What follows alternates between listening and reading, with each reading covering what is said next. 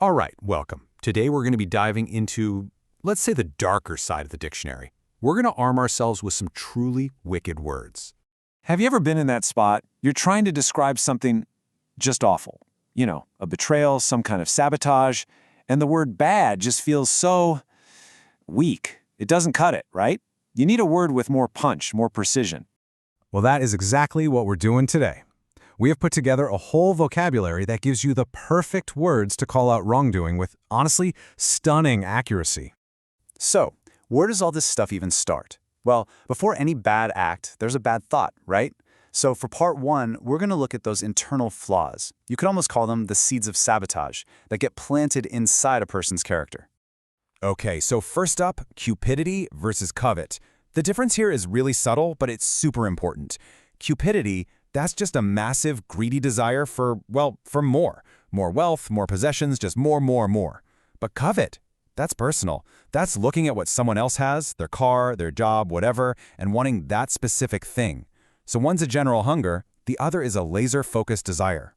And you know, when you let that greed and envy just sit there and go unchecked, it can fester and grow into what we call depravity. And listen, this isn't just about making one bad choice. No, this is a deep moral corruption. It's like a rot at the core. It's the kind of mindset that leads to truly awful actions. And look at how it can start. It's so subtle. First, you get complacency. That's when you're just kind of smug and satisfied with yourself, and you stop asking the hard questions. And that, while that can slide right into having a contentious spirit, suddenly you're just looking to pick fights, always provoking arguments. Man, what a dangerous combo that is.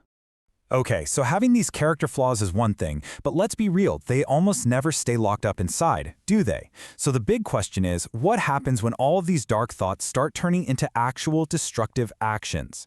And that brings us to part two, acts of ruin. This is where the rubber meets the road. We're talking about the words for the actions themselves, that exact moment when wicked thoughts become wicked deeds. And hey, here's a little pro tip for you.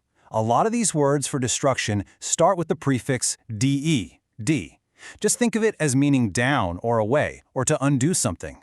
It's like the official prefix of villains. Keep an eye out for it. You'll see it pop up a lot. All right, check this out. Deface versus defile. Again, a really key difference. To deface something is just to mess up its surface, right? Like graffiti on a wall.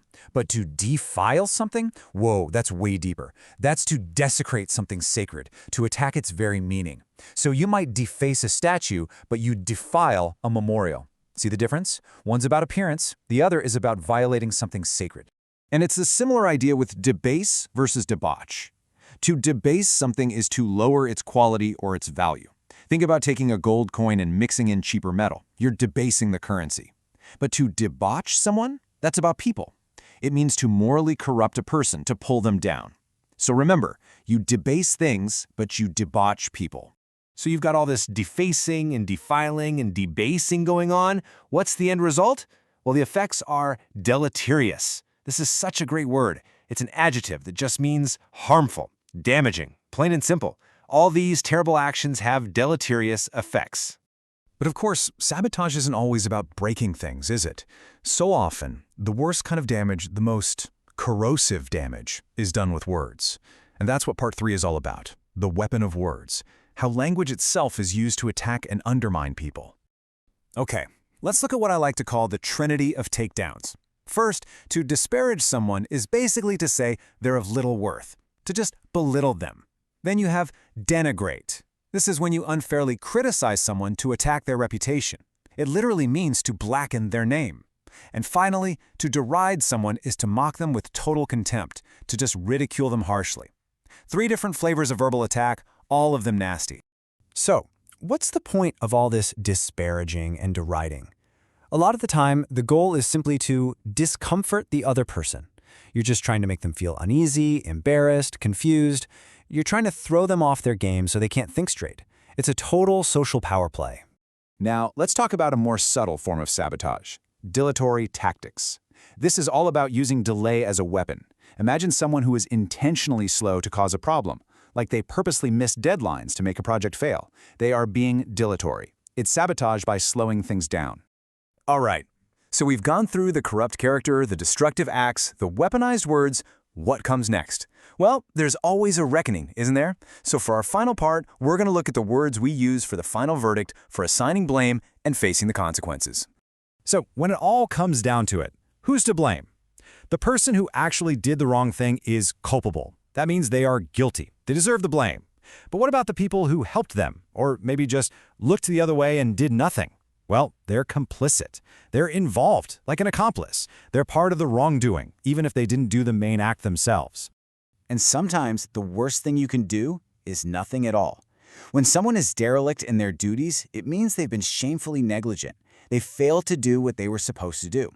Think of a captain who abandons a sinking ship. That's being derelict. It's a total failure of responsibility. Now let's talk about scale. What's the difference between a mistake and a huge mistake?